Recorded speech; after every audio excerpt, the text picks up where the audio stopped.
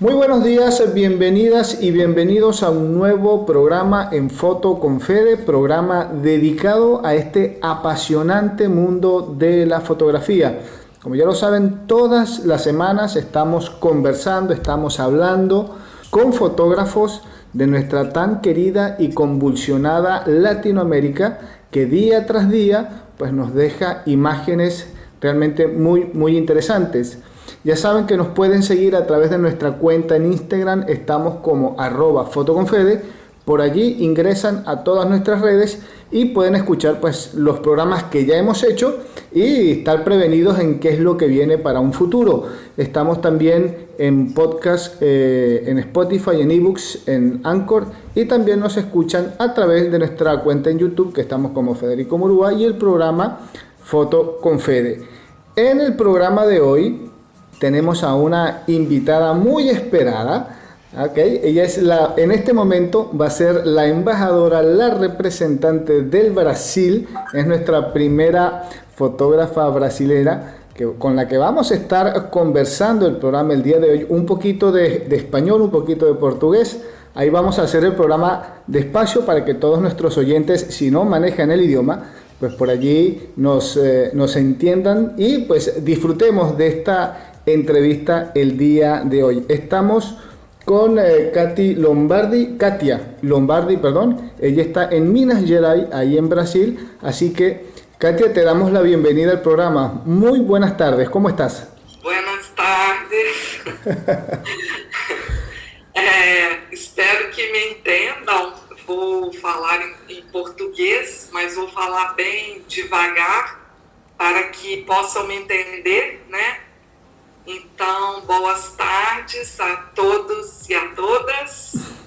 E começamos aqui, estou em Minas Gerais, no Brasil, né? Uma pequena cidade chamada São João del Rei, para onde eu e meu marido nos mudamos há 10 anos. Saímos dos grandes centros do Brasil y viemos para acá. Katia, ¿cuánto tiempo hace que estás dedicada a la fotografía? ¿Por qué empezaste en este mundo de la fotografía? ¿Qué fue lo que te gustó de la fotografía? Então, eu comecei logo ainda na universidade, né? Estudei jornalismo, comunicação, jornalismo, e isso foi nos anos 90. Né? Eu me formei nos anos 90, no início dos anos 90, então de lá para cá são mais de 30 anos, né? Podemos dizer assim, trabalhando como fotógrafa e também pesquisando, né? Sempre estudando a fotografia, né? Mas o início foi na universidade, né? Enquanto estudava e já comecei a trabalhar como monitora de fotografia e também fazendo matérias para jornais, periódicos, né, revistas, ainda como estudante. Estás o ejerces dentro del fotoperiodismo, la fotografía periodística. Sim, comecei e trabalhei por mais de 20 anos, vamos dizer assim, como fotógrafa periodística, é assim que se diz? Sí. Fotoperiodista, está bien, perfecto, se te entiende. Trabalhando em jornal diário, né? Quando eu me formei, eu fui para São Paulo, eu saí de Minas Gerais e fui para São Paulo, muito jovem, né? Com 22 anos, e fui pedir emprego na Folha de São Paulo, né, que é um dos maiores jornais do Brasil. E era uma época que o jornal estava em expansão, né, criando vagas, era um período muito bom ainda para o jornal, para os periódicos, né, então consegui ficar, né, trabalhando lá, começando mesmo, ainda muito inexperiente, na Folha de São Paulo, e me mandaram então para uma sucursal no interior, em Campinas, por onde eu trabalhei por 1 ano e meio para a Folha de São Paulo, em Campinas. E lá que eu realmente coloquei em prática, né? Comecei a fazer coberturas para todos os tipos de matérias e temas, né, que um jornal, um periódico diário cobre, né? E esse foi o começo, né, esse 1 ano e meio. Depois eu tive uma experiência, como eu estudava alemão, eu consegui ir para a Alemanha e tive uma experiência rápida também, né? Eu fiquei 1 ano e meio morando na Alemanha e tive uma experiência como freelancer para um jornal, né? Um periódico que saía aos domingos, que é o Bild am Sonntag, e fazia freelancers para esse jornal. Então foi uma experiência também muito rica, muito importante, aprendi muito, porque era o início da carreira, né? E depois voltei, tive essa experiência, voltei novamente para São Paulo, né? E depois de 1 ano e meio, e fui de novo para a Folha de São Paulo, e aí me relocaram num outro periódico do mesmo grupo jornalístico, que foi o Notícias Populares.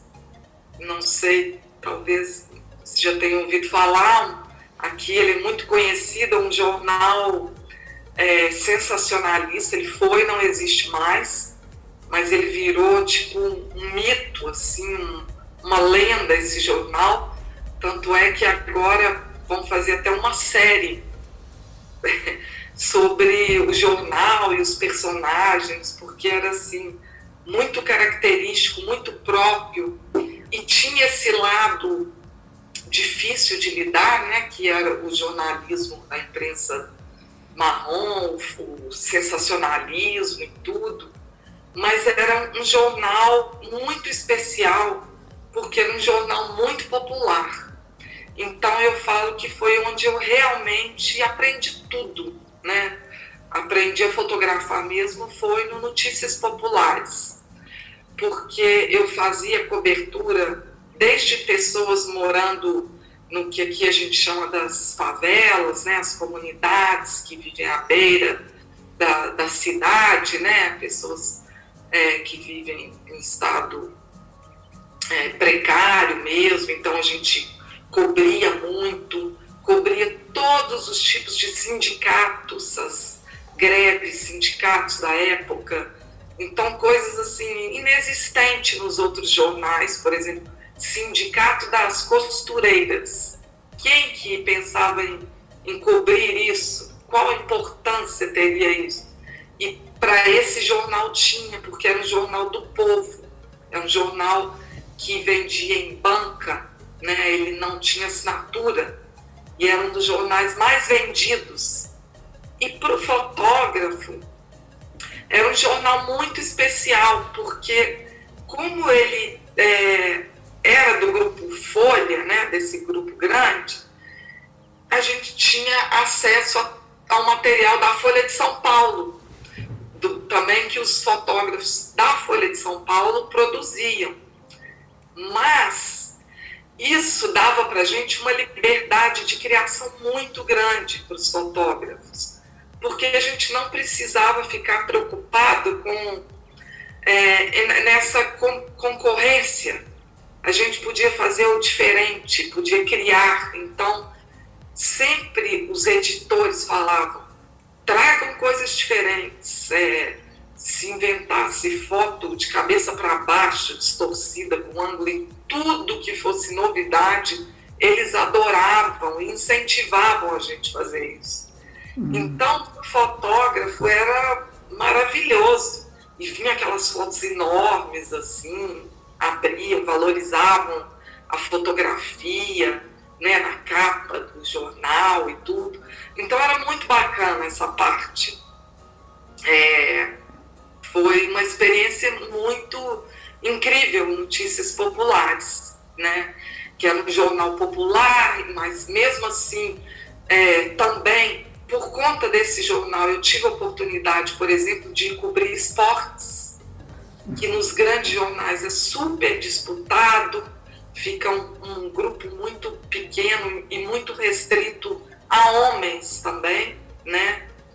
E como lá era tudo diferente, eu ia junto, ia para o campo e cobria Corinthians, Palmeiras, os times brasileiros aqui. E quando o Ayrton Senna morreu, né, um ano depois da morte, me mandaram para Itália, para Imola, fizemos um especial com 10 edições, 10 capítulos. Sim. E pesquisamos, fizemos uma pesquisa incrível na Itália, em Imola, Bolonha, tudo sobre como tinha ocorrido, e isso, cada número, cada capítulo foi uma capa do jornal durante mais de um mês. Então era um jornal muito criativo, não era como os jornais sensacionalistas fazem, envolvia muita criatividade, muita experiência, e isso para mim me incentivou demais, me abriu demais assim para um campo da fotografia que estava muito ligado ao imaginário, né, a essa coisa da criação, né, e não estritamente só o documental. Essa foi a base da minha formação, Federico. Depois disso, eu retornei a Belo Horizonte. Eu fui convidada para voltar para Minas Gerais, né, Belo Horizonte, de onde eu venho, e trabalhar num outro periódico que estava inaugurando, que estava sendo lançado, que é o jornal O Tempo, que está aí até hoje, né?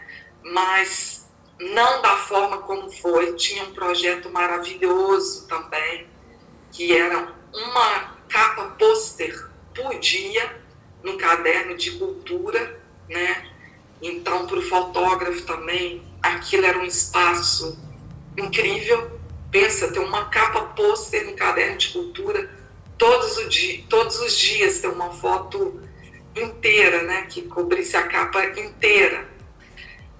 Foi também uma experiência maravilhosa. No jornal O Tempo, eu fiquei 1 ano como fotógrafa de rua, também fiz coberturas, porque eu já vinha lá com essa experiência de cobertura de futebol, principalmente, né? Então, eu cheguei aí para o Japão, né, abrir o Cruzeiro, né, na final, na Copa Toyota, e, enfim, continuei também em todas as áreas, cobrindo cidades, cultura, esportes, economia, política, enfim. Fotógrafo é aquele que, de periódico diário, cobre tudo, né? A gente não tem muito como escolher. Tá bom. Kátia, depois de tudo esse tempo, você de viagem para Alemanha, viajando dentro do Brasil, como você pode definir sua fotografia? Bom, então, ela começa, Federico, com essa base do Notícias Populares. Eu costumo falar que naquela época era muito o que a gente chamava aqui da geração grande angular, porque a gente usava muito as distorções, uma coisa que fugisse, né, da 50 milímetros, que é uma lente mais próxima do que a gente vê, né? Então, sempre ligada ao imaginário e buscando colocar um pouco da ficção no documental, sabe? Eu consegui que é isso, assim, não de buscar modificar o real, não é isso, mas de dar abertura para o imaginário entrar nas fotografias, incluindo objetos, elementos, e não sou muito daquela escola, por exemplo, do Cartier-Bresson, né? Sim. É o momento decisivo, aquele instante, mas sou uma grande apreciadora, mas também gosto de trabalhar a criação no momento da imagem, né? De poder incluir alguns objetos sem distorcer, sem buscar a distorção dos fatos, mas como uma forma de agregar, de acrescentar, de trazer o imaginário para dentro, né? E de deixar florear um pouco mais as imagens, para abrir mais para o espectador, deixar que ele imagine um pouco isso, aquela cena que a gente presenciou ali. O que você vê através de la fotografia? Quando você faz a foto, o que você vê? Bom, o olhar, né? O olhar é tudo na fotografia, né? O olhar, a gente fala que a câmera ela é só um instrumento mediador, mas toda a construção da imagem ela está no nosso olhar, né? No que a gente imagina, vê e tudo. E eu aprendi muito também na segunda parte que eu trabalhei nesse jornal O Tempo, quando eu estava contando, como editora. Eu fui 4 anos editora de fotografia, né? Então eu pude ver o outro lado também. E aí parece que isso afina mais o nosso olhar. A gente constrói, a gente busca mais critérios, né? E fica uma forma de ver mais refinada, vamos dizer assim, porque a gente, como editora, eu tinha oportunidade de ver vários olhares que chegavam para mim. Era material de vários fotógrafos, então linguagens bem distintas. E eu tinha que buscar ali o que tinha melhor, o diferencial, né? Para poder escolher as melhores fotos a serem publicadas, né? Então, quando você me pergunta o que eu vejo, né? Eu procuro sempre o diferente, o sensível, o que passa despercebido quando a gente está numa janela, passando num carro, né? Num automóvel, e olha pela janela, e às vezes a gente não consegue ver tudo que está passando. O que a fotografia faz é congelar aquele momento, aquele instante, né? E é o nosso olhar que vai determinar esse instante que a gente quer congelar, né? Tá bom. O que você prefere, a fotografia analógica ou a fotografia digital? Olha, para a minha geração, essa é uma pergunta difícil. Hay grupos que dicen yo prefiero lo analógico, otros dicen no, yo prefiero lo digital. Cada uno tiene una ventaja, pero también tiene su contraparte, su desventaja.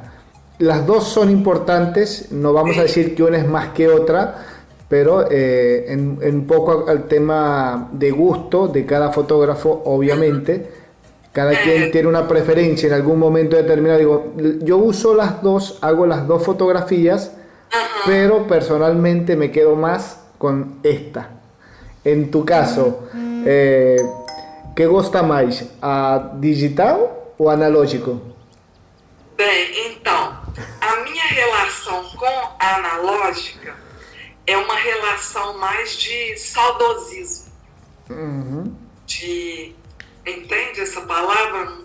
De lembranças, de recordações, Sim. de uma época muito boa, né? Uma época muito produtiva. Então, a minha relação com a fotografia analógica fica mais nesse campo das recordações, de instantes importantes e de lembranças importantes do meu trabalho, né?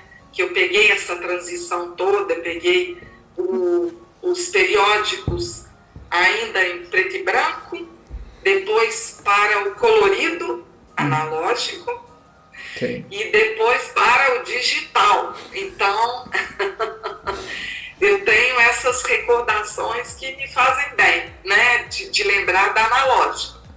Tá. Hoje, é claro que assim, eu prefiro trabalhar com o digital pelas condições, né? Assim, de qualidade não há mais diferença que a gente possa falar que um era melhor que o outro. O digital já chegou num patamar que é indiscutivelmente, né, mais prático, uma qualidade excelente e ecologicamente falando também, a fotografia digital funciona melhor, né? Quem lembra a época dos laboratórios, de químicos e do desperdício de água, sabe o que eu estou falando aqui, né? Isso. Então, eu acho que, assim, acho muito bacana, eu gosto, tenho essa ligação com os dois, né? E acho que, em alguns casos, a fotografia analógica funciona ainda bem, né?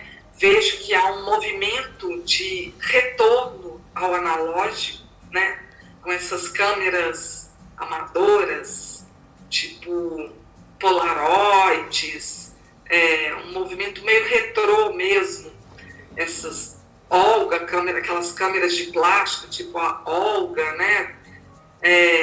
Que as pessoas procuram e tentando, pessoas também ficando, não deixar que o filme analógico termine, então vão aqueles aventureiros e mantêm isso no mercado. Eu acho isso sensacional, né? Mas, assim, para aplicar isso no trabalho, né, tanto o trabalho comercial como o trabalho artístico, eu acho muito difícil, a não ser que seja uma coisa muito específica. Como é Brasil para fotografiar, para fazer foto? Dia normal de sua atividade de fotógrafo. Como é Brasil para fazer? Sim. Você fala mais da fotografia para periódicos? Sim, em geral. Então, o que a gente tem visto aqui é que nos periódicos a gente está vendo que está quase extinta a função do fotógrafo contratado com a carteira assinada, né? O que a gente vê são freelancers, né? Fotógrafos que vão ali para fazer um trabalho, entrega, sem o vínculo empregatício com os jornais. Tá. Isso foi uma mudança, né? Que na minha época eu tinha carteira assinada, todos os direitos e tudo, e hoje isso praticamente não existe mais. Os jornais trabalham com freelancers ou com agências, né, trabalhos terceirizados e tudo, né? E o fotógrafo que já é autônomo, né? Sim. O fotógrafo autônomo tem ainda a rotina, né? Ele já tem aquela cartela de clientes e ali que vão chamando para eventuais trabalhos. A outra possibilidade é trabalhar também com projetos, né? Nós estamos aqui no Brasil numa fase muito difícil em relação à cultura, né? E já tivemos, há uns 10 anos atrás, uma época muito fértil de projetos, leis de incentivos prêmios de fotografia, tinham muitos, então, vamos dizer aí, na entrada no início dos anos 2000, na primeira década, foi um ano muito fértil para a fotografia, porque existiam muitos trabalhos, muitos editais, projetos para os fotógrafos se inscreverem, editais para edição de livros, festivais de fotografia, né? Nós temos aqui também. Por causa também da pandemia e principalmente por causa do governo atual, tivemos uma queda muito grande, né? Então, não estamos numa fase boa para isso, para fotógrafos autônomos ou que trabalham mais com a fotografia autoral, né? Estamos num momento crítico. Mas ainda existem, ainda tem alguns projetos, né? Ainda tem os festivais de fotografia que há 2 anos estão virtuais, né? Como, por exemplo, o Foto em Pauta, que é aqui nessa cidade vizinha que eu moro, que é em Tiradentes, em Minas Gerais, uma cidade muito agradável, né? Então, ainda tem, e esperamos retornar essa alavanca que foi aí nos anos 2000, no início, nas primeiras décadas, que foram anos muito férteis, né, com novas gerações de fotógrafos e pessoas muito interessantes, trabalhos muito interessantes, né? Tá. Tá bom. Ok. Para você, depois de todo este recorrido como fotojornalista, o que é o melhor ou pior que você descobriu através da fotografia em Brasil? Bom, começar pelo pior, né? O pior é essa exploração da imagem de pessoas em situações precárias. Isso é muito triste, às vezes, a gente vê, não às vezes pelo fotógrafo, mas às vezes pela linha editorial, né, das revistas, jornais que pedem, né, e exigem que os fotógrafos façam determinado tipo de fotografia que não vai com a sua ética pessoal. Isso é um conflito para o fotojornalista, é uma coisa muito conflituosa, porque ele tem que agradar o patrão, né, quem está lhe oferecendo o emprego, e muitas vezes tem que fazer um tipo de fotografia que não vai de acordo com a sua ética. Isso eu acho duríssimo, né? É uma situação que não me agrada. No início da profissão já tive que fazer algumas vezes, depois destabilizada, e jamais faria de novo, né? E acho que hoje os jovens fotógrafos já têm uma consciência maior, estão mais politizados, entendem mais, discutem mais, né? Nos anos 90 isso não era comum, colocar essas questões em discussão, né? Então isso uma mudança, uma coisa que mudou muito.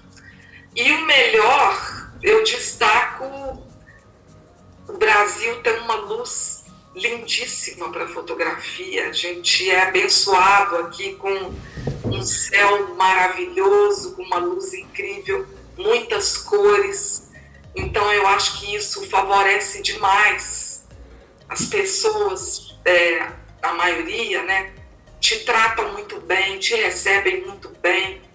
Então isso acho que dá um brilho especial para fotografia brasileira, né? Eu acho que tem uma criatividade, essa coisa do brasileiro de sempre ter que se virar com os recursos que tem, né? Eu acho que isso você consegue desenvolver muito a criatividade e com pouco ou quase nada criar uma imagem incrível, né? Então eu acho isso o melhor da fotografia brasileira. Tá bom. Você é professor agora de fotografia na universidade, certo? Sim, isso. Bem, que diferença há entre a nova geração de fotógrafos e a geração passada? Há diferença ou são muito parecidos? Tem muitas diferenças, né? Eu vejo esse marco da virada para o século XXI como um marco, né?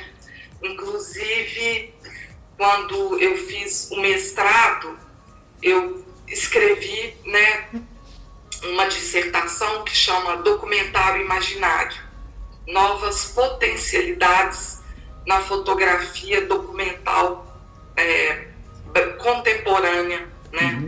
Principalmente brasileira, né? Então, eu vejo que se na minha geração havia muito essa preocupação ainda com o momento decisivo, com o instantâneo, de estar presente no momento exato e de uma fidelidade ao visor, né, ao que a gente estava vendo ali. Eu acho que a nova geração, né, é o que eu chamo aí de documentário imaginário, essa geração, ela vem com um olhar muito mais aberto, com um imaginário mais colocado mais em evidência, né? Então, cria-se, por exemplo, o fotógrafo junto com o fotografado. Tem essa liberdade. Vamos fazer uma foto desse jeito, mostrando algum objeto ou em alguma posição ou algum fundo da imagem, né? O fotógrafo, ele não é apenas o autor, ele divide a autoria, ele pode dividir com o fotografado, né? E criar juntos, né? Abrir outras possibilidades. Eu acho isso um diferencial. Também com relação à linguagem, ao enquadramento, né? Eu vejo cortes mais radicais, mudanças em trabalhos assim que buscam mais um acesso ao imaginário, ao abstrato. Por exemplo, uma foto que está sempre teve, é claro, mas assim, em baixa velocidade, que vai buscar mais uma coisa mais abstrata, né? É claro que isso sempre teve, não é novidade da geração recente, mas eu acho que eles tratam isso com mais liberdade, eles têm mais autonomia para tratar isso. Antes, assim, principalmente nos veículos, eram mais limitadas essas imagens. Hoje eu vejo isso mais frequente, uma busca de outras linguagens, outras potencialidades da fotografia que não os padrões, né? E outra coisa muito importante é que os fotógrafos contemporâneos, né, tanto os documentais, os autorais e os artísticos, eles têm uma preocupação muito grande com o conceito. A ideia do que está por trás do trabalho tem um valor muito grande, né? Às vezes o trabalho ele é totalmente conceitual, né? Ele não é mais um trabalho, não é apenas um trabalho de captar um instante ou ter uma imagem, mas de todo um projeto, e um projeto que trabalha com um conceito, né? Um conceito que é desenvolvido. Tá. Esta nova geração tem mais formação, tem melhor visão da futuro da fotografia, pode ser?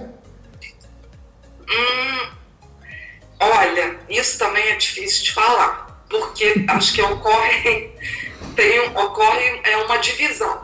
Por um lado, tem os jovens que estudam a fotografia e teorias, né, até do cinema também, da imagem, de uma forma geral, e como eu falei, são mais politizados, né, e trazem essas questões éticas com maior firmeza. Por outro lado, também vemos ocorrer na fotografia contemporânea uma banalização muito grande, infelizmente, pelo acesso à tecnologia, à câmera digital. Então, o que a gente vê também muito, a pessoa compra uma câmera profissional ou semiprofissional e acha que é fotógrafo do dia para a noite. E aí a gente vê um problema muito grande no mercado, né? Que essas pessoas começam a colocar o preço muito baixo e tomam lugar de pessoas profissionais que já estão mais estáveis e que cobram um preço justo pelo trabalho, né? E essas pessoas que às vezes são aventureiros mesmo, pessoas que podem vir a ser grandes fotógrafos, mas estão no início ainda e começam a fotografar, às vezes até de graça mesmo, ou vende o trabalho muito barato, e isso atrapalha o mercado, né? Eu acho que desvaloriza o trabalho do fotógrafo, né? Então tem esse outro lado também, que é o acesso à tecnologia. Por um lado, ele democratizou a fotografia, mas por outro também ele banalizou e tirou um pouco do mérito dos fotógrafos. Tá bom. Interessante la apreciación que estás haciendo sobre las nuevas generaciones, la nueva generación, cómo está trabajando, cuál es su visión de las cosas. Tem a ventaja, a sorte, que tem mucha información. El problema es cómo la procesa, cómo se analiza todas. Antes no teníamos tanta información, y analizábamos muito mais a fotografia. Mais tempo para fazer a foto, mais tempo para pensar a foto. Hoje não. Hoje a gente, como você disse, câmera digital e faz 2.000, 3.000 fotos e qualquer coisa depois. É muito, passa em todos os países do mundo, em todas as gerações. Está pasando más o menos lo mismo. ¿Qué es o qué se puede considerar dentro de la fotografía en Brasil? ¿Por qué hay tanto fotógrafo, más allá de que es el país más grande de Sudamérica?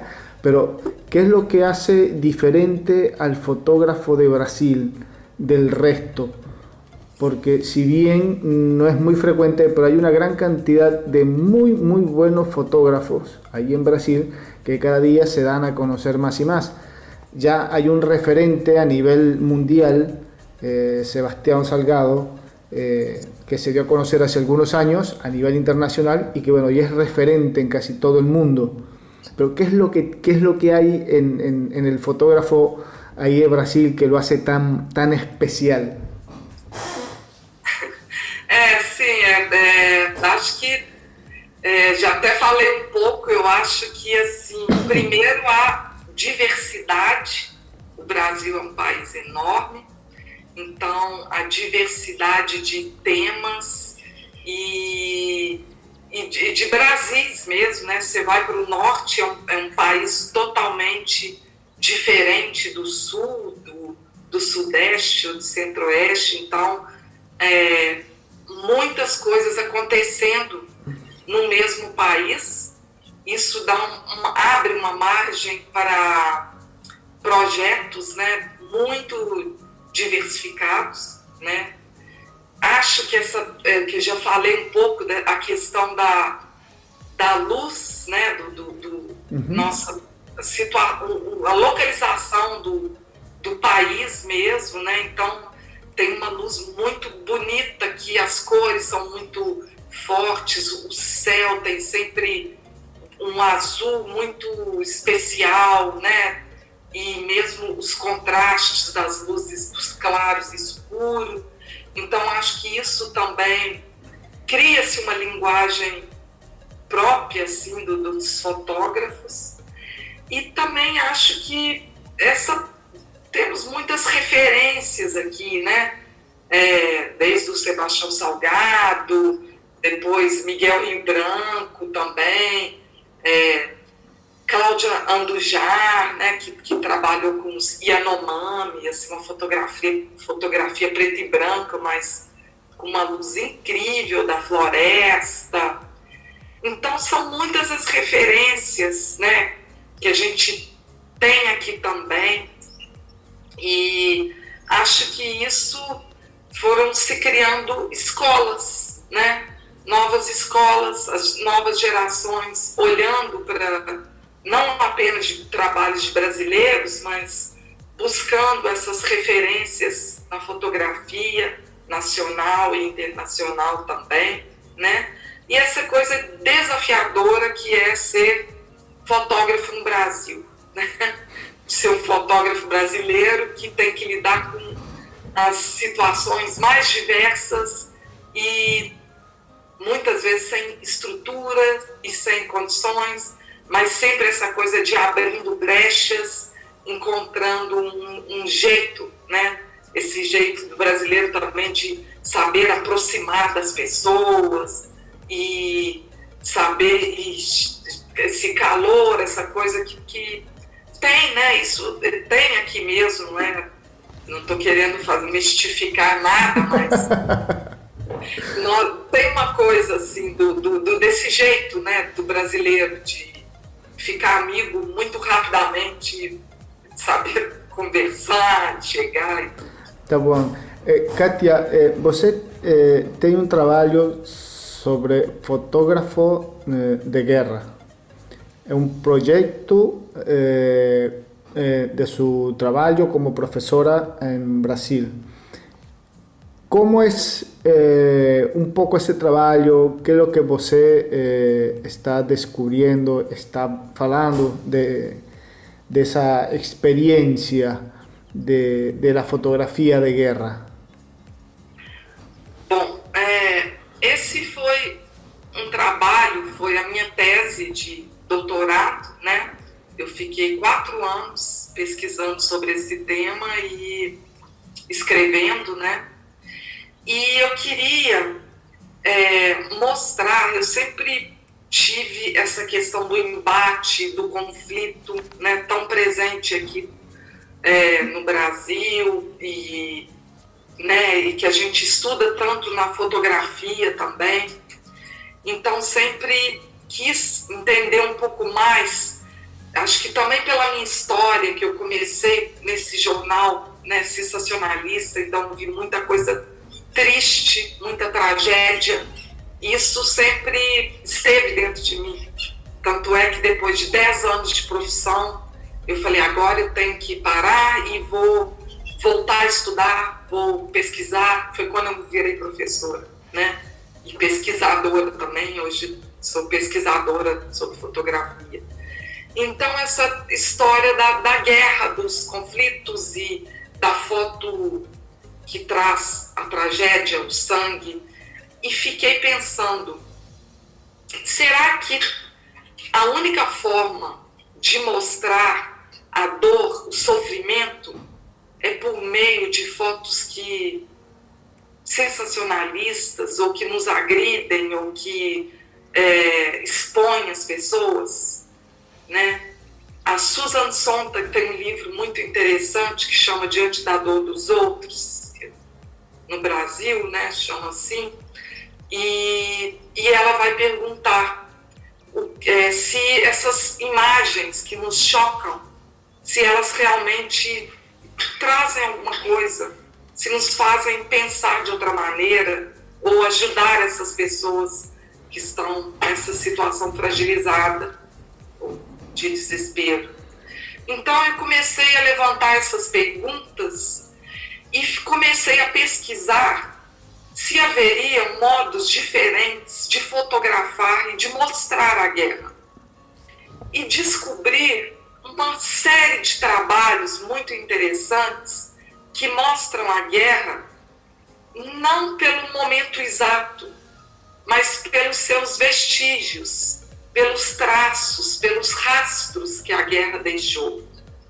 E aí a minha tese se volta para isso, para os vestígios da guerra. Não mais o acontecimento em si, mas o que sobrou, o que restou, né? E aí eu fui pesquisando e descobri trabalhos incríveis, né?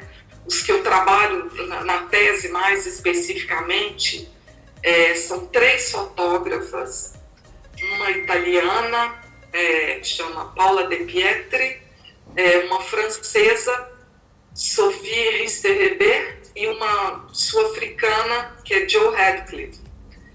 E em guerras diferentes, bem distintas, e elas voltaram aos campos de batalha para ver o que restou da guerra. Então, por exemplo, a Paula De Pietri, ela foi ao Kuwait, na Guerra do Golfo, voltou ao Kuwait 6 meses depois e fez fotos aéreas e fotos do solo e buscou os traços, né? Porque foi uma guerra que foi no deserto, né? Na areia. Então, os traços, as marcas deixadas naquele espaço. E também encontrou objetos, destroços, também no solo. É um trabalho muito poético, os 3 são muito poéticos, mas que nos fazem pensar sobre os conflitos, né? Então a pesquisa, ela vai por aí, né? Se pode comparar los escenarios de esas guerras puntuales con lo que tenemos hoy en día a nivel de violencia, las consecuencias son más o menos, desde el punto de vista obviamente de la fotografía, del reportaje, las consequências são mais ou menos parecidas ou há uma diferença? Uma parte da tese que eu trabalho exatamente com as consequências da guerra, né? Então, tem, por exemplo, um trabalho muito impressionante de... não vou lembrar agora o nome do fotógrafo, mas que ele fotografou os quartos dos soldados que foram para a guerra e não voltaram mais. A própria Sophie Rister-Hebert, ela tem um trabalho que são cicatrizes nos corpos de pessoas que foram marcadas, né, por estilhaços de batalhas, então, e ficaram ali com o corpo mutilado, ou cicatrizes e tudo. Então, tem uma parte que são as ruínas, que trabalho com as ruínas, pessoas que perderam tudo. São muitos. Nesse trabalho eu coloco em categorias, são categorias diferentes.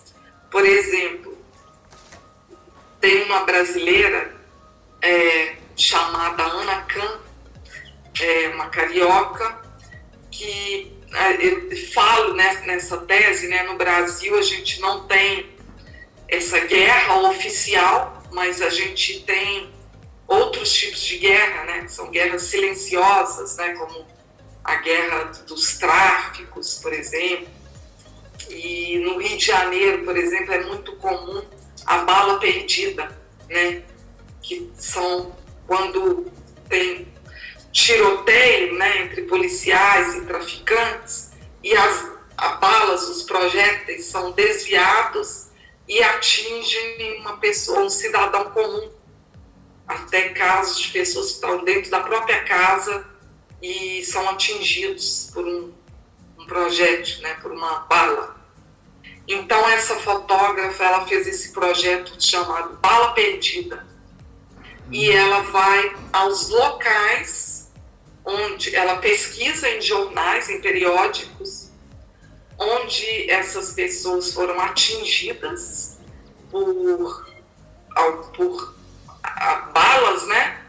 E foram mortas, e isso foi noticiado, né? Foi notícia naquele dia. Ela volta, ela pesquisa, né, esses jornais antigos, ela volta ao local e faz a foto só do espaço. Não tem mais nada. Sobrou apenas o silêncio, o vazio. Mas o conflito existiu. Ali houve, ela coloca, a violência, ela é explícita pelas legendas. Ela explica lá, fulana de tal,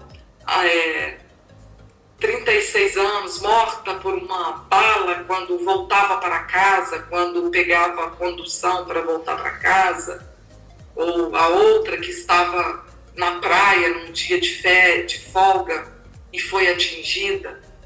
E não tem nada, a foto é apenas o espaço vazio. É um trabalho muito forte, né? Muito intenso, porque a violência não é explícita, ela está oculta, ela é silenciada, né? La verdad es bastante interesante ese trabajo. Vamos a buscarlo, lo vamos a revisar por allí para detallarlo un poquito más. Y un análisis realmente muy interesante.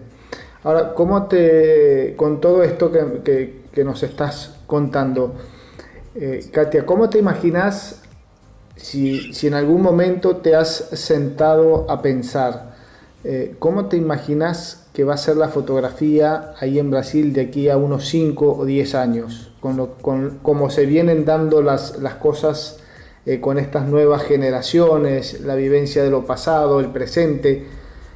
¿Cómo te podés imaginar el futuro? Ya que estás ahí en la universidad, sos profesora, estás formando nuevas generaciones de fotógrafos. ¿Cómo te imaginas que puede ser? Bom, imagino que no campo mais midiático, né, vamos dizer assim, uma mistura, isso já ocorre, mas acho que isso vai ficar mais intenso ainda, essa mídia híbrida, né, da fotografia e da imagem em movimento, e o fotógrafo cada vez mais, a gente já vemos muitos aqui que trabalham tanto com a imagem fixa quanto com a imagem em movimento. Acho que vai ficar ainda mais híbrido, né, essa conexão de suportes da fotografia com vídeo e até mesmo com o texto. Não há mais o fotógrafo que faz a imagem fixa, única. Ele é aquele que vai escrever sobre e que vai também fazer imagens em movimento, né? E tudo de uma forma muito conectada. Eu vejo dessa parte. A parte da fotografia artística ou autoral, eu acho que ela segue os movimentos do que estamos vivendo ali, né, no tempo atual, né, mas sempre também com essas possibilidades de haver voltas, né. Acho que não um fotógrafo que queira trabalhar com preto e branco, ele vai continuar trabalhando. Acho que todos os tipos de mídias mais disponíveis, mas não sendo extintas, mais disponíveis para este fotógrafo artístico. E no campo midiático, essa cada vez maior. Tá bom, tá bom. Bueno, Katia, quiero respetar el tiempo de la entrevista. Habíamos hablado de 45 minutos. Tengo dos preguntitas por ahí ya como para ir cerrando. No me quiero ir, no quiero cerrar la entrevista sin que conozcamos tus redes sociales para que la audiencia entre, vea, conozca tu trabajo. Por allí te quiera hacer alguna consulta, ya que sos profesora de fotografía, y por allí alguien se anime a hacerte alguna consulta sobre fotografía, o de repente le interesa por allí ese proyecto que estás trabajando, que trabajaste sobre las fotógrafas de guerra, y pues por allí haya alguien interesado en compartir esa información. ¿Cuáles son tus contactos, Katia? O e-mail? E-mail o Instagram, cuenta de Instagram, puede ser. Instagram é Katia Lombardi. Katia Lombardi, con I no final. Exactamente, Katia Lombardi, para las personas que deseen seguir la cuenta de Katia, ver un poco su trabajo y por allí pues ponerse en contacto con Katia. Y ahora sí, ya como para ir cerrando, Katia, si voy a Brasil, ¿qué zona me recomiendas fotografiar y en qué época del año? ¿Cuál es lo más interesante para fotografiar allí? Por allí tiene su gusto, su estilo, su tipo de fotografía hacer, pero vamos a hacerlo en forma general. Llego a Belo Horizonte, ¿qué me dices, Federico? Si venís a Belo Horizonte, por ejemplo, te recomiendo o tenés que fotografiar tal zona. Olha, acho que o carnaval.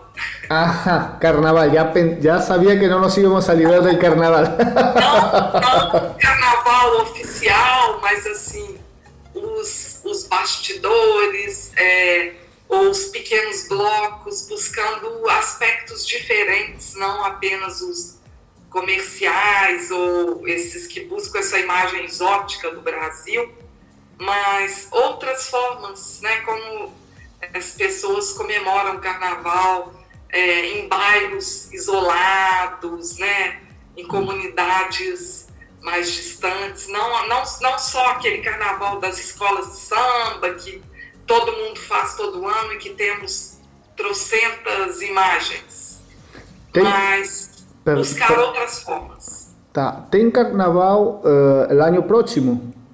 Sim. E não sei.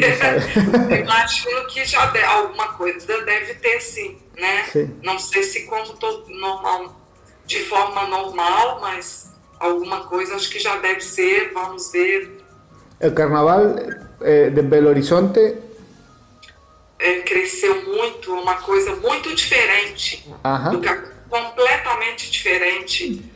É um carnaval de rua, de blocos, que teve uma expansão nos últimos 10 anos. Belo Horizonte não tinha nada de carnaval, nada. E hoje os blocos são enormes e muito criativos, com temas muito variados, e é uma coisa relativamente nova, né? Então, por isso, na escola de samba Rio de Janeiro já é muito saturado, todo mundo já fotografou. Mas essas outras formas, acho que vale a pena.